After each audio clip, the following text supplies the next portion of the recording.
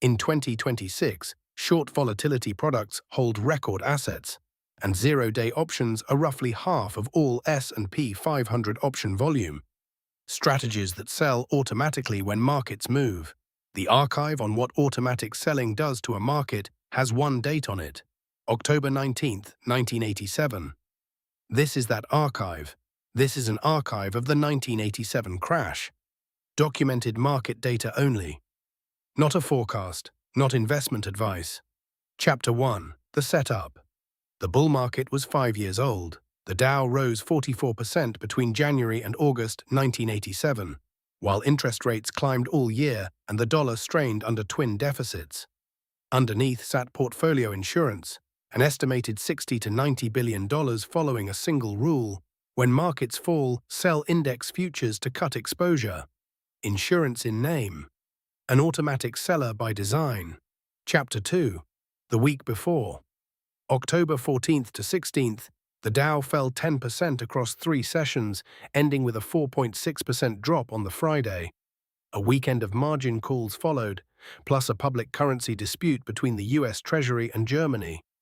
Sell orders queued for Monday's open. Chapter 3, October 19th, 1987. The Dow fell 508 points, 22.6%. The worst single session in market history, roughly double the worst day of 1929. Market structure failed, specialists were overwhelmed. Quotes ran hours stale, and index futures traded at a deep discount to the cash market because the cash market could not actually be traded. The mechanism was circular. Falling prices triggered portfolio insurance selling, which produced lower prices, which triggered more selling. Mechanical, not emotional. The strategy designed to limit losses manufactured them. At market scale. Chapter 4.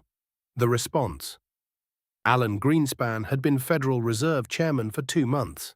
On the morning of October 20th, the Fed issued one sentence: ready to serve as a source of liquidity to support the economic and financial system. Banks were leaned on to keep lending to securities dealers. The one-sentence statement became the template for every market backstop since. Chapter 5. The Aftermath. No recession followed. The real economy barely registered the event. The Dow finished 1987 positive, up 2% on the year that contained the worst day in its history. The crash was structural, not economic, and the structure was reformed. Circuit breakers were introduced in 1988, and portfolio insurance was abandoned. Its successors were not. The record documents the same mechanical signature since: the 2010 flash crash, the February 2018 volatility unwind. Different products, same loop, automatic selling into falling prices. Chapter 6. The Pattern. The sequence in the record: calm markets grow automatic strategies built on one assumption, that liquidity will be there. A trigger flips them from buyers to forced sellers. The cascade outruns human decision-making. A backstop follows, then reform, and the next tool grows in the next calm. This archive does not predict what today's volatility products will do. It documents what the first generation did.